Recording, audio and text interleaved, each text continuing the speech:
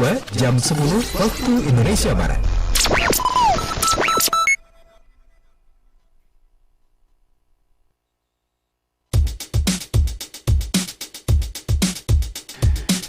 Selamat siang sahabat Radio Pro 2 Info Pro 2 kali ini. Sebanyak 65 pegawai di rumah tahanan Malabro, Bengkulu Rabu pagi kemarin menjalani tes urin dengan bertujuan untuk mendeteksi ada tidaknya pegawai dan warga binaan yang terlibat dalam penyalahgunaan narkoba. Kepala Kantor Divisi Pemasyarakatan Kanwil Kemenkumham Bengkulu, Ika Yusanti mengatakan pihaknya memang sengaja melakukan apel pagi serta langsung melakukan tes urin terhadap petugas dan sejumlah napi yang dicurigai. Tes urin mendadak itu digelar bekerja sama dengan Badan Narkotika Nasional atau BNN Bengkulu. Karena keterbatasan alat dan petugas, tes bagi warga binaan dilakukan hanya kepada mereka yang dicurigai. Ika mengatakan tahun ini Rutan Malabro sudah menetapkan target kinerja menjadi wilayah bebas korupsi atau WBK dan wilayah birokrasi bersih dan melayani atau WBBM dengan target tidak ada lagi temuan pungli dan narkoba. Ika memastikan peringatan tersebut bukan hanya sebatas simbol belaka, pasalnya sudah ada 2 pegawai di lingkungan Kemenkumham yang dipecat lantaran terlibat narkoba. Sementara Kepala Rutan Malabro Kelas 2A Bengkulu Tutut Prasetyo mengatakan dari sejumlah petugas dan napi yang dites urinnya, semua dinyatakan negatif dan terbebas dari penyalahgunaan narkoba. Demikian Info Pro 2 kali ini.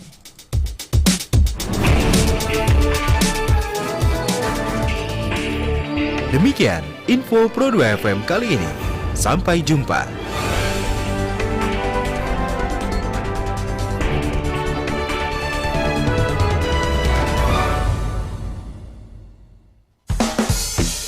...105,1 RRI Pro 2 FM Bengkulu, Twitter @Pro2Bengkulu, fanpage Facebook Pro 2 RRI Bengkulu, mobile application RRI Play.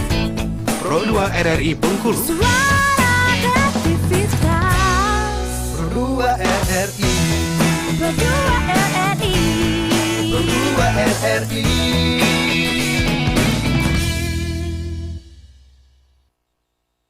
Belajar di RRI.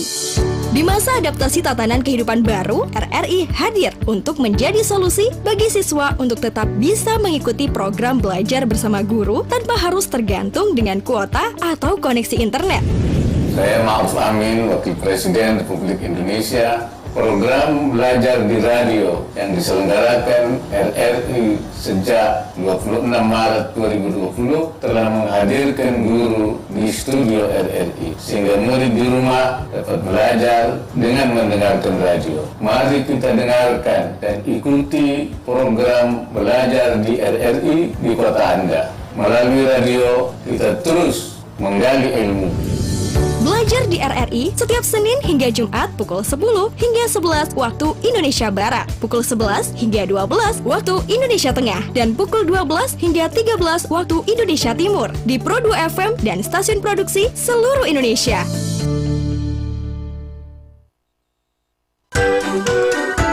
Hai, sudah saatnya nih kita belajar di RRI.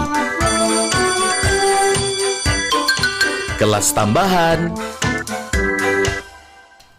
105,1 Pro 2 FM Suara Kreativitas. Selamat siang sahabat kreatif Pro 2. Kemudian juga teman-teman mahasiswa mungkin. Karena hari ini kita kedatangan salah seorang tenaga pengajar dari IAIN Bengkulu. Dan tentunya akan berbagi materi yang menurut saya juga sangat menarik. Terutama mungkin buat mahasiswa yang pengen banget gitu ya menyusun sebuah tugas akhir atau mungkin skripsi.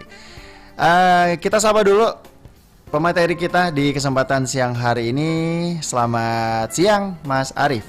Ya, selamat siang Bang Dika. Apa kabar? Waalaikumsalam warahmatullahi. Alhamdulillah baik, super. Ya, super baik ya. Baik, jadi di kesempatan siang hari ini kita akan belajar bareng gitu ya. Untuk ini mungkin sangat berguna untuk teman-teman mahasiswa yang ingin menyiapkan tugas akhir atau skripsinya gitu ya. Iya, insya Allah Bang, karena memang ini salah satu materi yang memang wajib diketahui oleh para mahasiswa sebelum mereka memulai menulis proposal skripsi. Nah, gitu. Jadi ini bakal menjadi insight yang bagus lah buat teman-teman yang Dalam waktu dekat mungkin akan menyusun tugas akhirnya dan mudah-mudahan bermanfaat. Jadi langsung aja mungkin kita persilakan Mas Arief untuk menyampaikan materinya. Silahkan. Ya, siap Bang Dika. Terima kasih.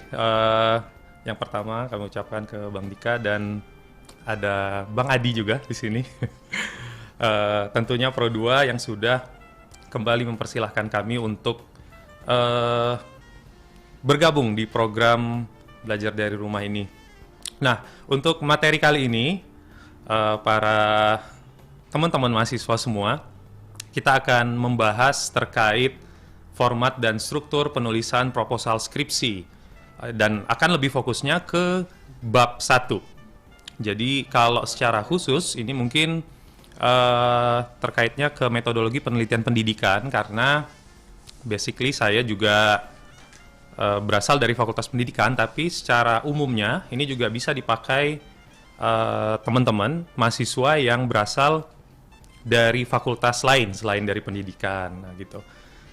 Jadi ini juga nanti mudah-mudahan teman-teman sahabat-sahabati juga semua bukan hanya mahasiswa mungkin dari IAIN tapi juga mahasiswa dari kampus lain, nanti kita bisa diskusi atau ya sharing bareng ya terkait hal ini. Nah, jadi skripsi itu memang mungkin bagi para mahasiswa, terutama mahasiswa yang sudah tahun akhir, itu menjadi sesuatu momok yang lumayan menakutkan atau mungkin sangat menakutkan juga ya untuk beberapa hal. Karena skripsi ini semacam prasyarat bagi para mahasiswa untuk lulus dari kampusnya atau dari prodinya, program studinya. Nah, jadi intinya skripsi ini adalah sebuah karya tulis ilmiah.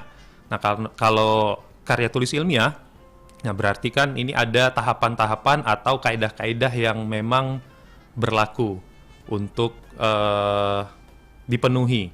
Nah, jadi tidak seperti menulis misalnya narasi atau essay atau artikel. Nah, tapi skripsi ini memang ada aturan-aturan yang berlaku di situ. Nah, skripsi ini juga istilah di Indonesia. Kalau di negara-negara lain mungkin ada final project atau misalnya ada final assignment. Nah, kalau di Indonesia itu namanya skripsi. Secara umum, skripsi ini terdiri dari 5 sampai 6 bab. Terkadang biasanya tergantung dari fakultas atau universitas masing-masing yang menerapkan aturannya ya.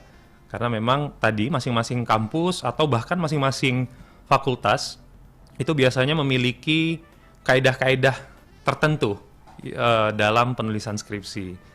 Nah, namun sebelum kita ke skripsi itu ada yang namanya proposal skripsi. Jadi sebelum kita nulis skripsi secara utuh tadi yang saya bilang 5 sampai 6 bab, kita harus mengajukan yang namanya proposal terlebih dahulu.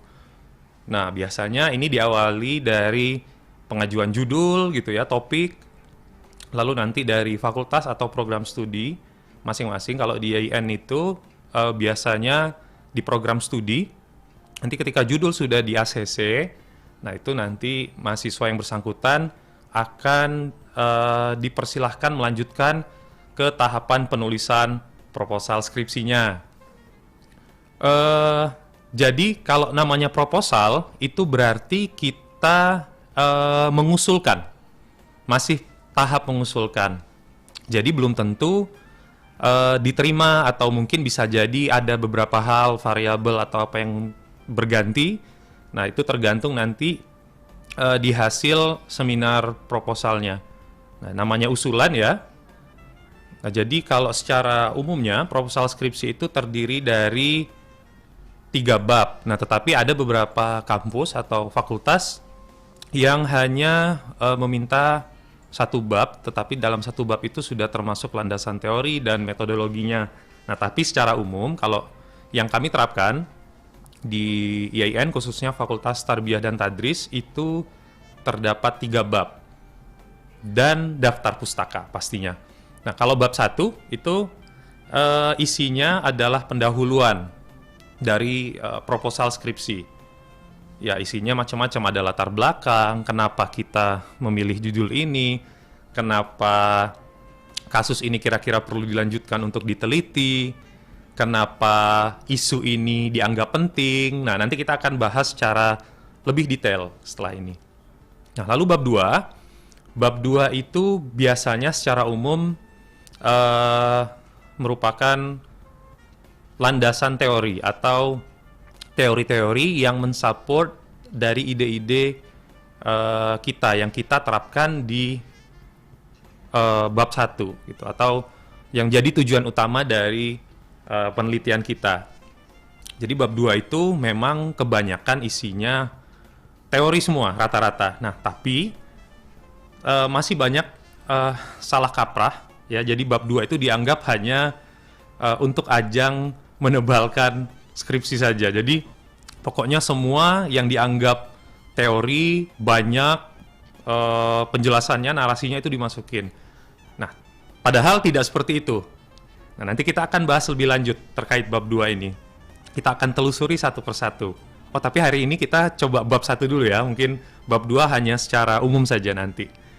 Lalu bab 3 itu isinya adalah metodologi penelitian atau pendekatan penelitian. Nah, maksud dari metodologi itu adalah bagaimana sih cara kita meneliti, dengan cara apa?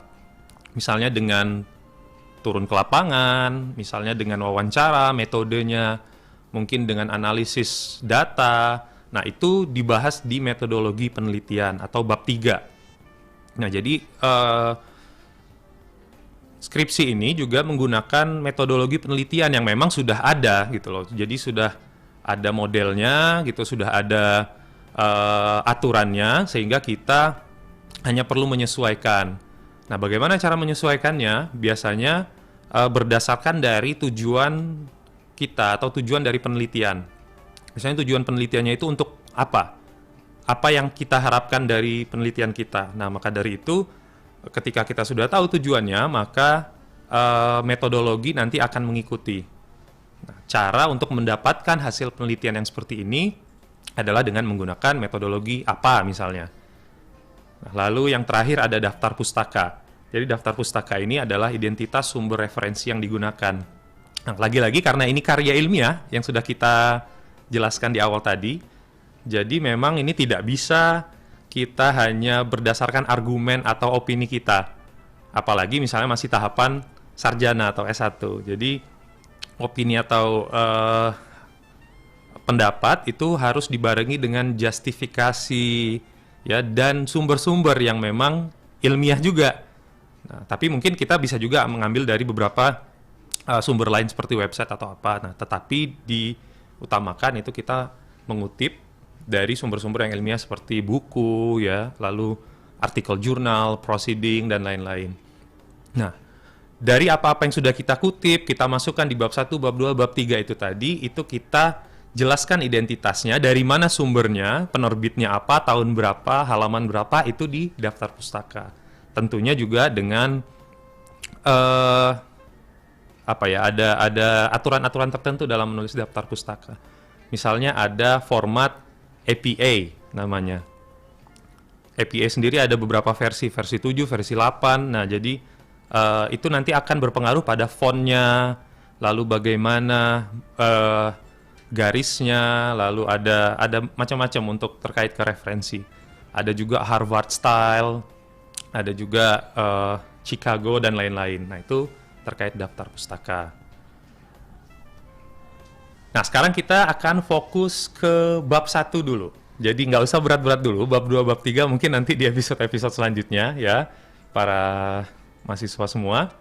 Jadi bab 1 ini itu bisa dikatakan dalam proposal, sebenarnya proposal bab 1, bab 2, bab 3 itu juga mempunyai perannya masing-masing dalam mensupport proposal skripsi tersebut. Tapi memang bab 1 ini adalah awal mula dari segalanya. Karena kalau tidak dimulai dari bab 1, maka latar belakang atau alasan kenapa kita memilih dan harus melakukan penelitian ini, nah itu dijelaskan di sini di bab 1. Makanya di bab 1 ini secara umumnya membahas tentang latar belakang masalah atau latar belakang penelitiannya, kenapa kita harus ini, background-nya seperti apa yang terjadi, lalu bagaimana perbandingannya misalnya antara teori dan praktek di lapangan, yang jadi temuan, yang jadi isu, hot issue. Nah, itu semua dibahas di latar belakang masalah. Lalu yang kedua ada rumusan masalah. Rumusan masalah ini yang menjadi pertanyaan penelitian. Biasanya kalau di versi skripsi bahasa Inggris itu namanya research question. Jadi apa yang menjadi pertanyaan dan harus dijawab dalam penelitian ini.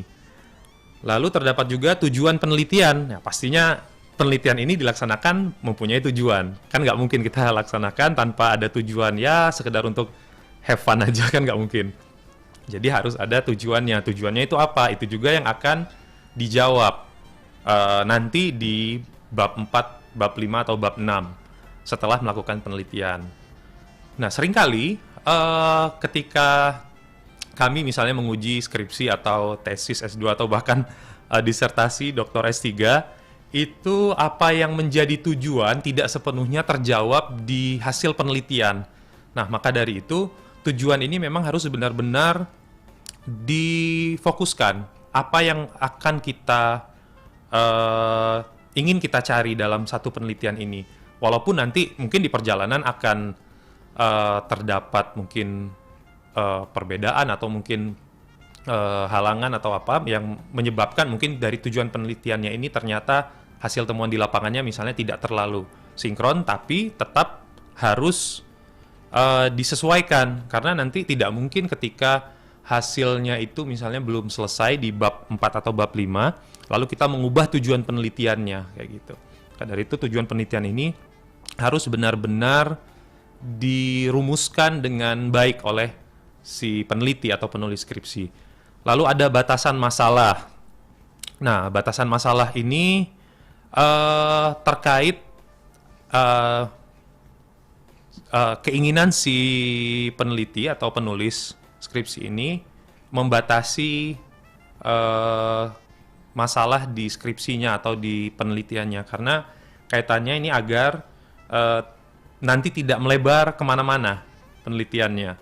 Lalu, of course, ini juga untuk membentengi diri, memprotek diri, agar ketika mungkin seminar proposal atau bahkan ujian skripsi, ujian akhir skripsi itu nanti tidak ditanya yang macam-macam di luar area dari penelitiannya si penulis ini.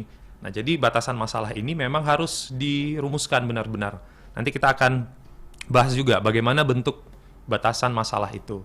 Lalu manfaat penelitian juga, tentu saja penelitian yang akan kita lakukan, kita harus punya keinginan bahwa penelitian ini akan bermanfaat untuk apa, untuk siapa, secara institusinya misalnya, secara kelembagaan, secara masyarakat, secara keilmuan, literaturnya untuk apa. Nah, itu juga ditulis di dalam bab 1 secara umumnya. Nah, sekarang kita akan mulai dari latar belakang. Jadi latar belakang seperti yang kami telah sebutkan tadi, itu merupakan basic atau fundamental dari keinginan si penulis skripsi terhadap penelitiannya. Jadi seringkali kami menemukan di latar belakang ini keinginan si peneliti ini sendiri, penulis skripsi, belum kuat.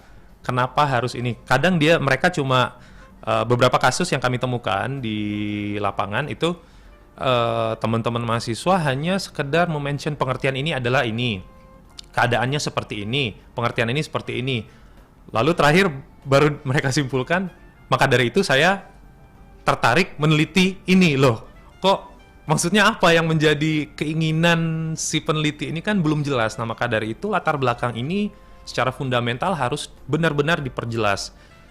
Apa yang menjadi value atau nilai dari isu ini atau kasus ini? Bagaimana secara teorinya? Mungkin misalnya yang terbaru, kalau penelitian yang kami temukan di mahasiswa kami sekarang lagi musim bahas tentang, kalau di Fakultas Pendidikan itu e-learning atau pembelajaran daring gitu kan, pembelajaran online di sekolah, kaitannya ke COVID-19 gitu kan.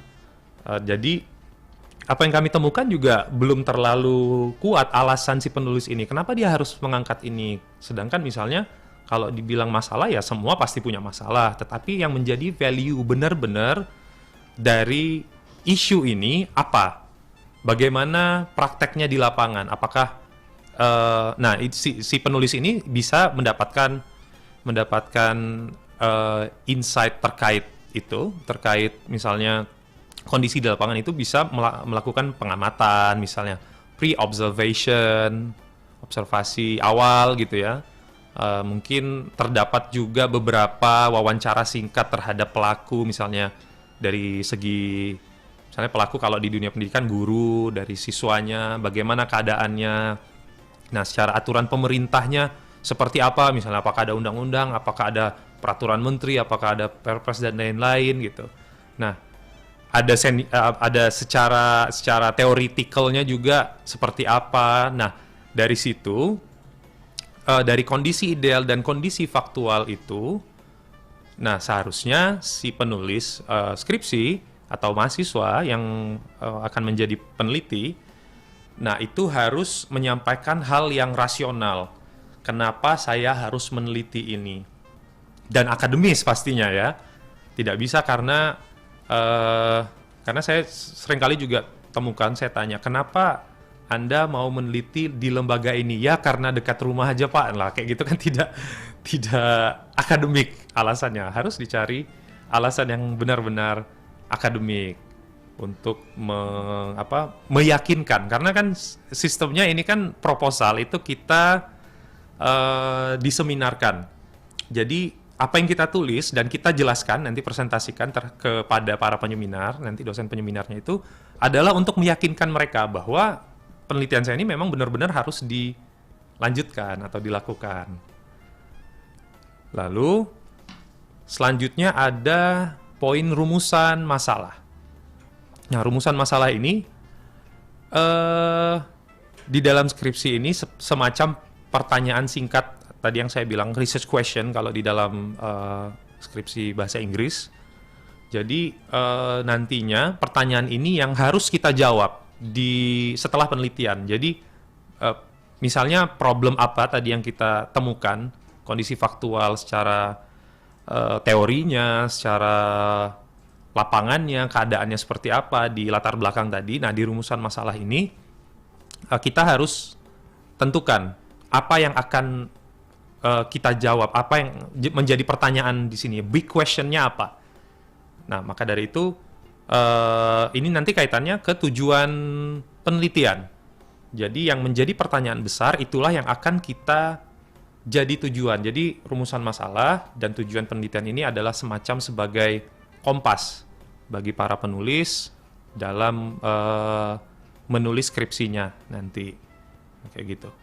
Oke, kita udah belajar sampai di poin kedua, rumusan masalah. Siap. Kita akan jeda dulu nih ya teman-teman mahasiswa. Sepertinya udah mulai ada beberapa yang juga berkomentar gini ya. Udah mulai mumet mungkin. Ya.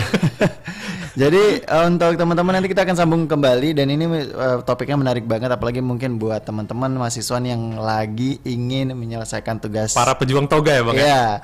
Yang akan mengejar wisudanya. Nah ini penting banget. Tapi kita jeda dulu, setelah lagu yang satu ini kita akan kembali lagi masih di Belajar RRI Kelas Tambahan.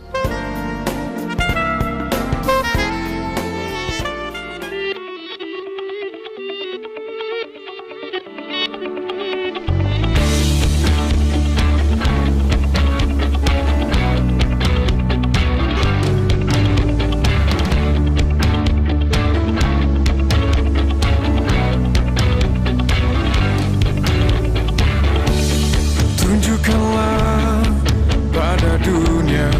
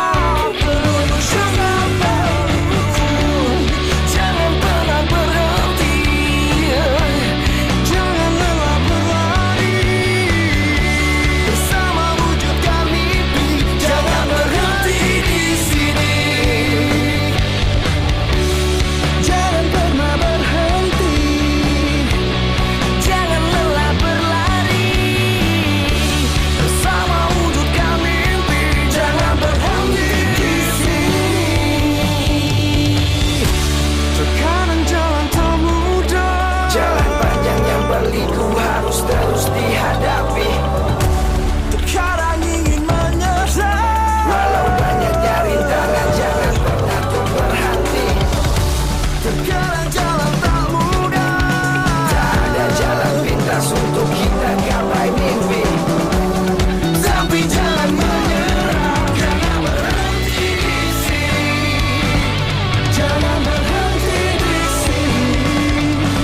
Jangan berhenti di sini. Jangan berhenti di sini. Jangan pernah berhenti. Jangan lelah berlari. Bersama wujudkan mimpi. Jangan berhenti di sini. Jangan pernah berhenti. Jangan pernah berhenti. Jangan lelah berlari. Bersama wujudkan mimpi. Jangan berhenti di sini. Salah itu memang sejarah. Jangan berhenti. Jangan lelah berlari. Bersama wujudkan mimpi. Jangan berhenti. Jangan berhenti.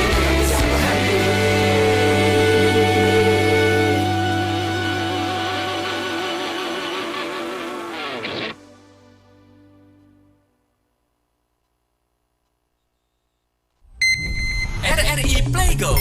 Dengan satu sentuhan, kamu bisa mengakses Pro 3, Suara Identitas Keindonesiaan, Voice of Indonesia, Channel 5, RRI Radio untuk mengakses jaringan Pro 1, Pro 2, Pro 4, RRI Net, tonton yang kamu dengar, RRI Online, RRI 30 Detik, Beyond, RRI Max, Editorial, hanya dengan satu aplikasi RRI Playgo.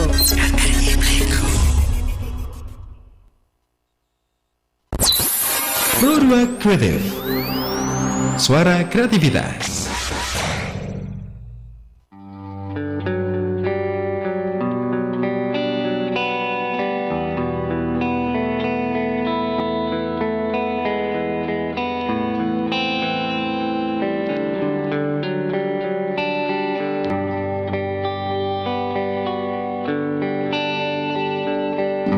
Indahnya berdua, sayup matamu isyaratkan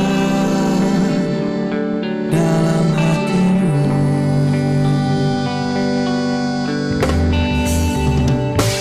Setelah tertanam benih-benih cinta yang membara dalam hatimu,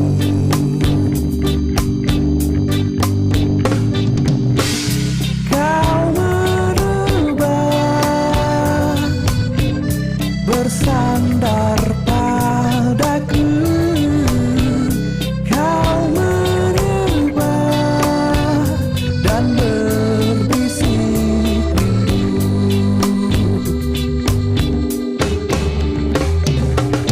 lihatlah kupu-kupu terbang menari-nari, seakan tiada beban yang tak memberatkan dalam hatinya.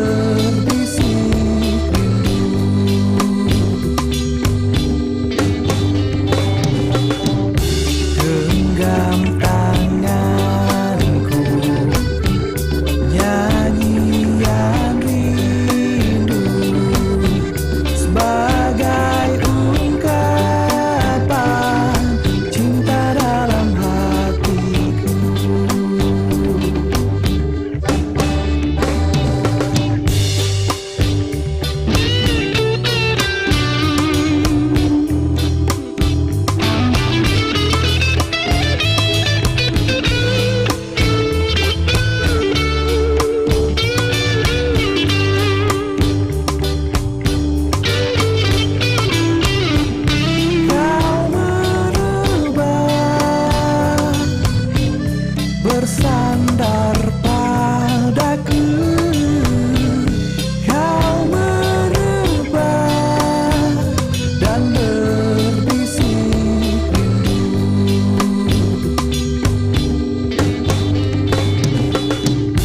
genggam tanganku, nyanyian rindu sebagai ungkapan cinta dalam hatiku,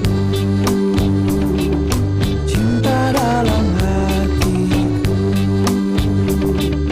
cinta dalam hatiku,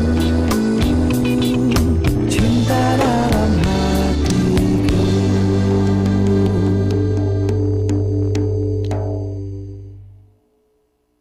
Sahabat Radio Pro 2, itu dia satu lagu dari Robusta. Dan kembali lagi masih di Belajar RRI kelas tambahan untuk kesempatan di siang ini.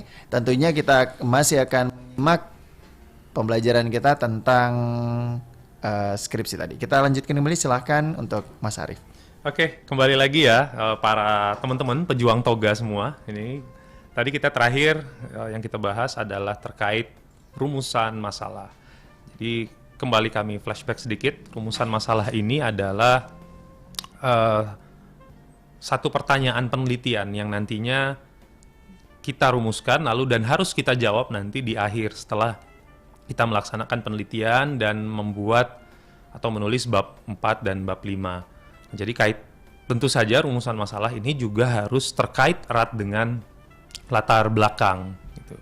Jadi jangan latar belakangnya misalnya kita membahas tentang apa, lalu apa yang menjadi rumusan masalah atau pertanyaan penelitian kita ini juga miss dari apa yang kita sudah rumuskan tadi.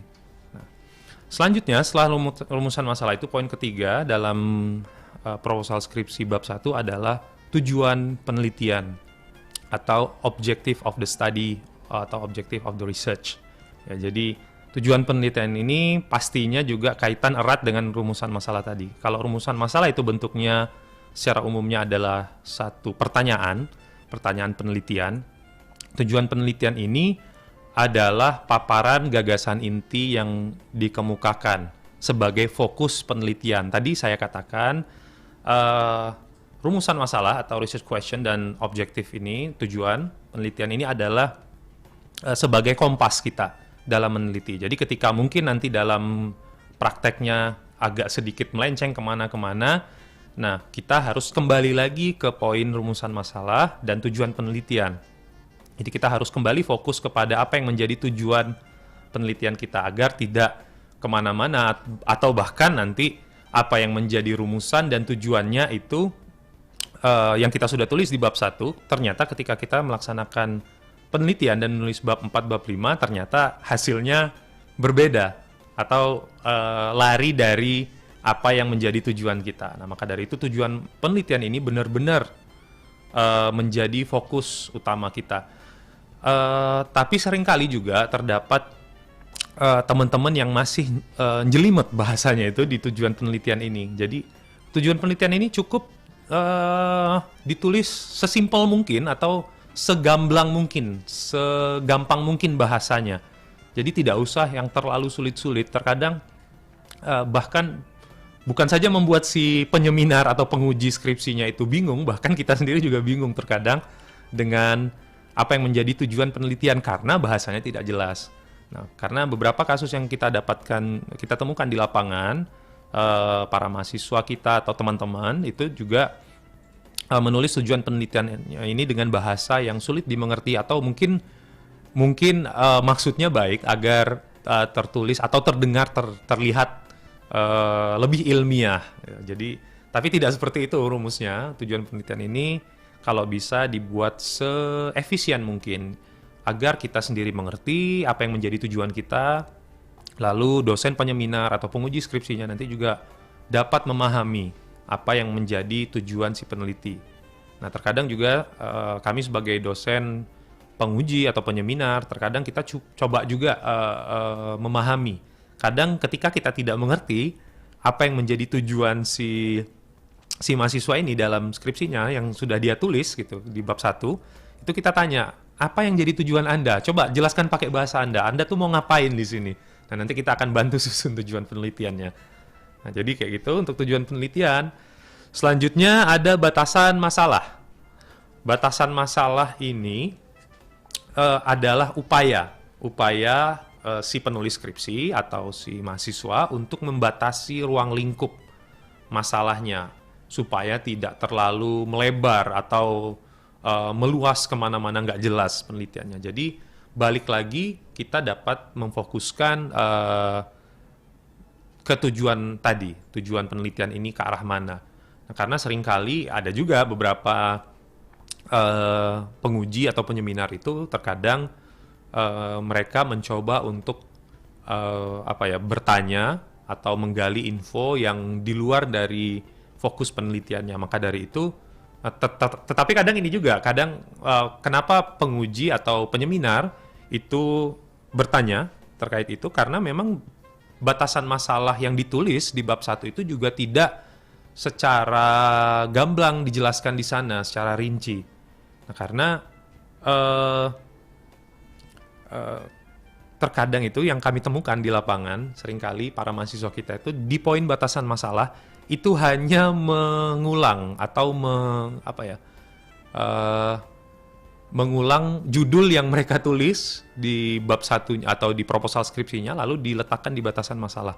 Jadi misalnya seperti ini contohnya, batasan masalah dalam penelitian ini, peneliti hanya ingin meneliti tentang misalnya efek dari penggunaan ini. Nah, itu merupakan judulnya. Nah, maksud kami di sini dalam batasan masalah ini coba dijelaskan secara rinci.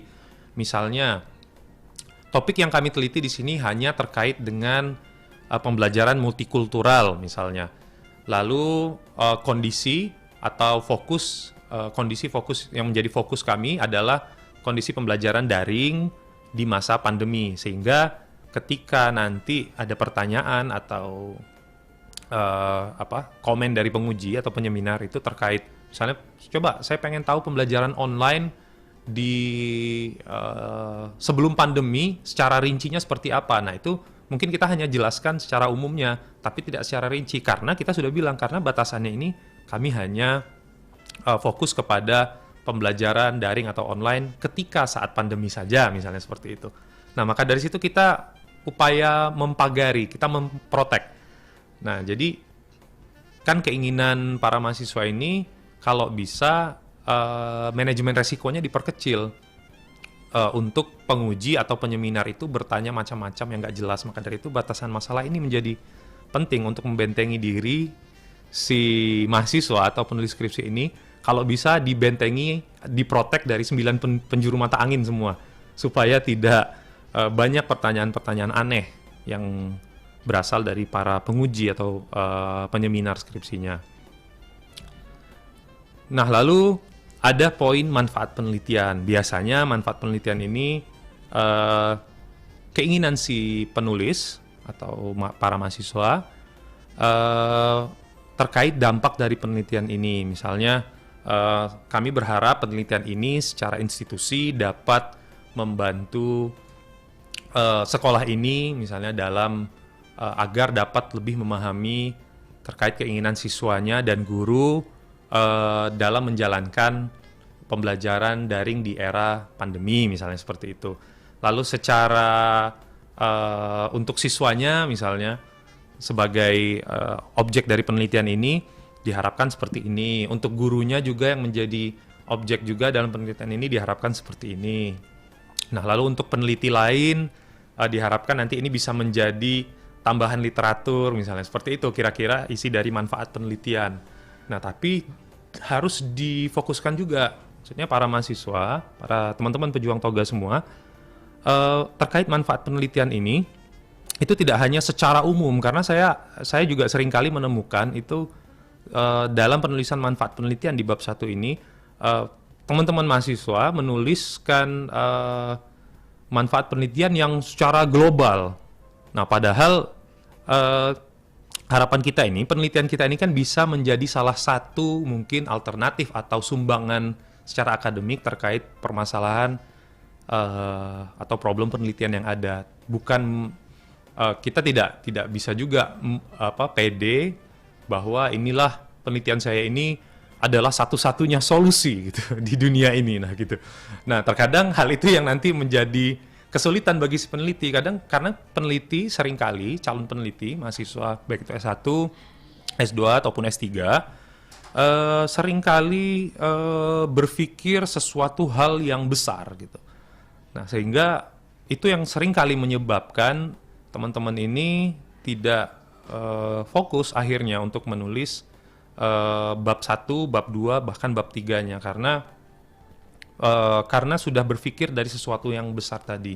Nah, padahal penelitian ini harus diawali oleh ini ya, penemuan case-case kecil gitu loh. Ya, yang nanti impact-nya kemungkinan bisa jadi bermanfaat untuk hal-hal yang besar kayak gitu. Oke, Nah, ini ada pertanyaan oke. Oh, mungkin siap. kita jawab dulu Mas Arief. Iya. Dari YouTube ya, ada yang bertanya dari Ade Rizka Astari. Saya mau bertanya, ketika kita mau membuat skripsi, hal utama yang harus dilakukan itu apa? Kemudian, apakah kita harus mencari masalah terlebih dahulu atau kita harus menentukan judul terlebih dahulu? Wah, ini pas banget ya. Ini kayaknya nggak disetting deh. Karena setelah ini kita akan menjelaskan terkait tips sebelum memulai menulis proposal penelitian. Ini pas banget. Cocok materinya. Jadi akan langsung kita jawab Baik. dengan penelitian. Oke, jadi terkait tips. Memang untuk memulai itu tidak bisa kita langsung mulai dengan judul.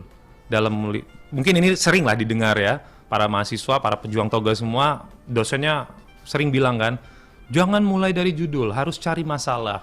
Sebenarnya masalah bukan masalah konteks negatif ya, misalnya kita parkir di belakang mobil orang itu kan masalah, bukan masalah yang seperti itu.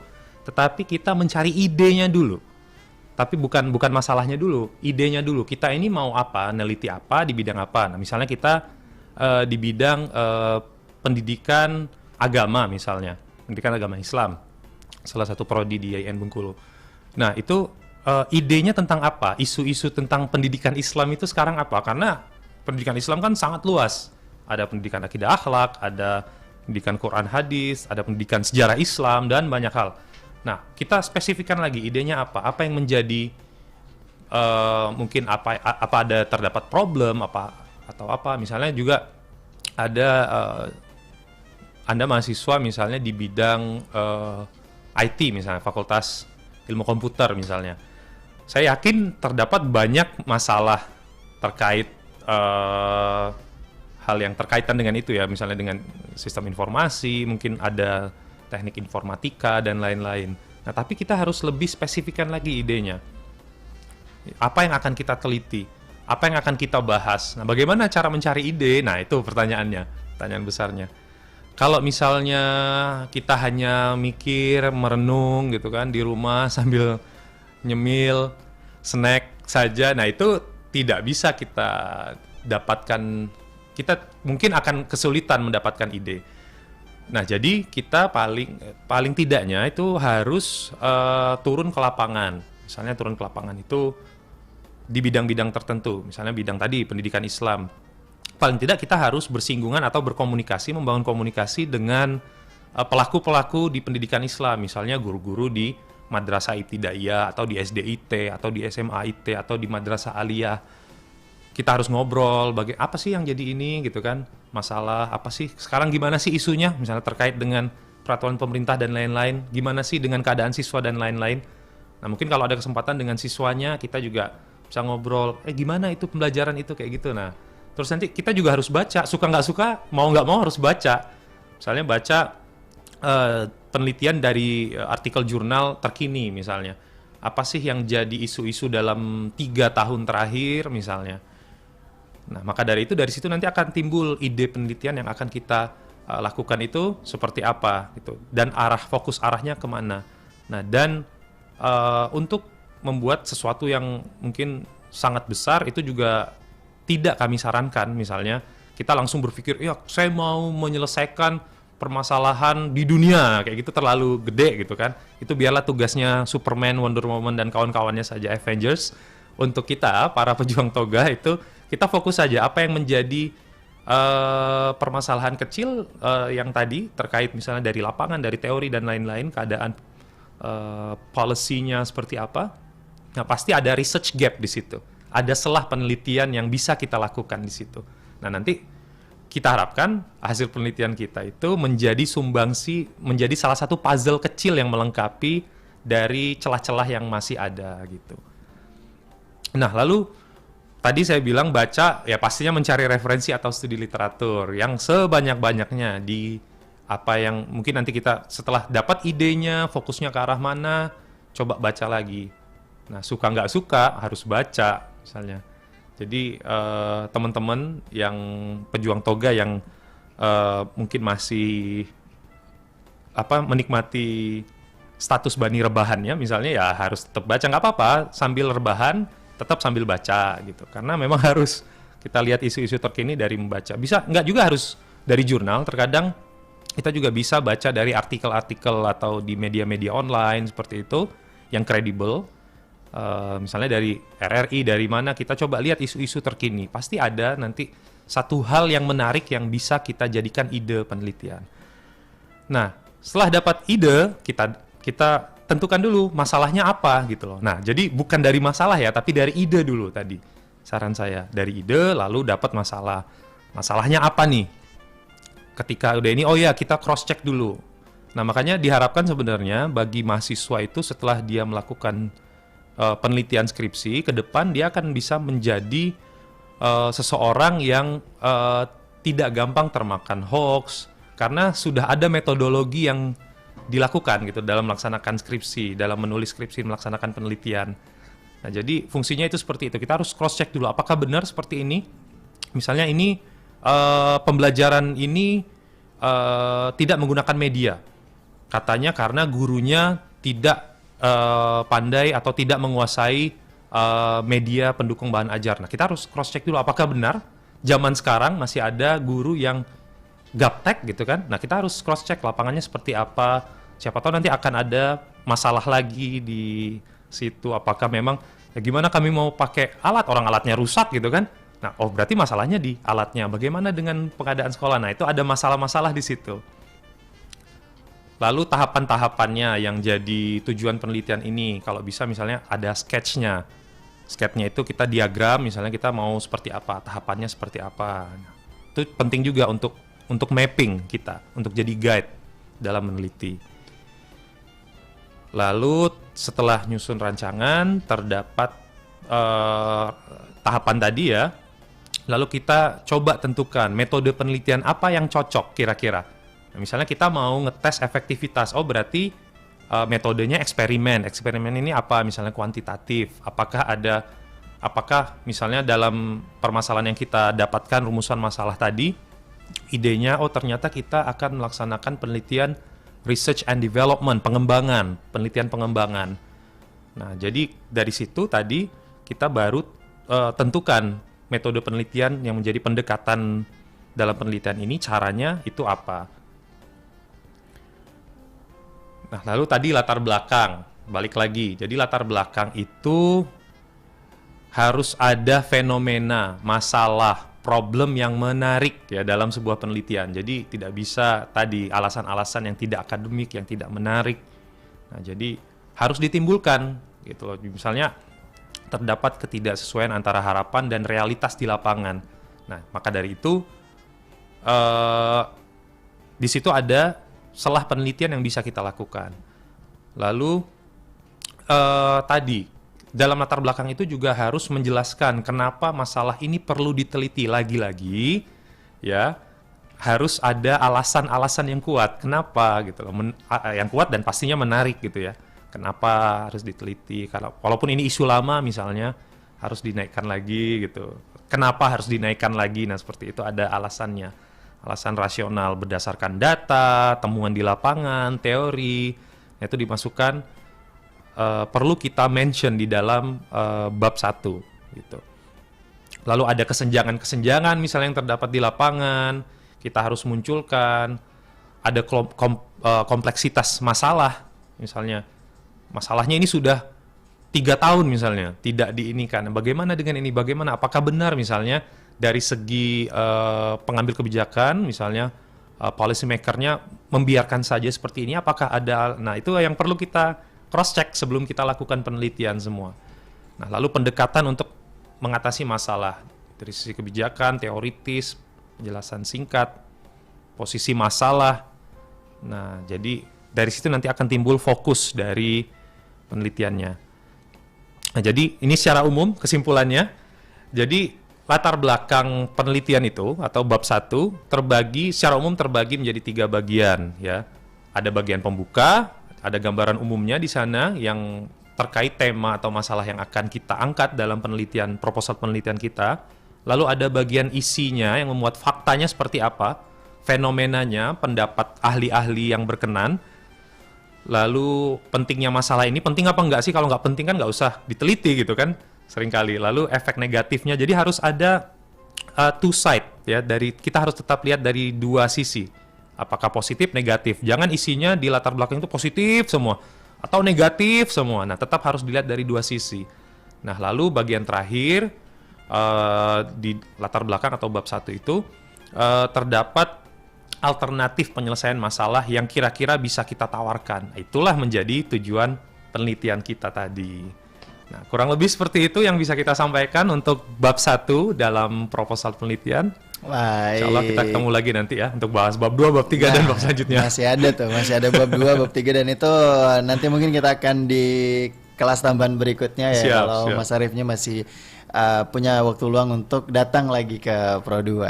Siap. Dan terima kasih sekali lagi untuk teman-teman yang sudah menyaksikan tayangan kami di RRI Net Bengkulu untuk YouTube channel kami. Jadi setelah siaran ini berakhir, kalian tetap bisa mengulang materi ini di kanal YouTube kami di RRI Net Bengkulu. Kalian bisa langsung subscribe di situ. Dan kemudian terima kasih sekali lagi untuk Mas Arif udah berbagi di sini. Ya, sama-sama. Semoga bermanfaat ilmunya untuk para teman-teman Amin. pejuang toga ini. Amin ya. Mudah-mudahan yang sedang berjuang untuk mendapatkan toganya tahun ini bisa selesai dengan Amin. dengan tepat waktu ya. Amin. Mudah-mudahan udah ada kelonggaran nanti untuk bisa wisuda beneran. Amin ya. Angkatan Covid ya. Iya, angkatan Covid. Baik, sahabat kreatif, demikian untuk belajar di RRI kelas tambahan edisi hari ini di 5 Maret 2021 bertepatan dengan hari Jumat berkah untuk kita semua ya, dan selamat melanjutkan aktivitasnya kembali. Sampai ketemu di belajar di RRI kelas tambahan berikutnya. Ya, waktunya habis deh. Besok jangan lupa, kita belajar lagi kelas tambahan. Kamu di rumah aja, biar kami yang temenin.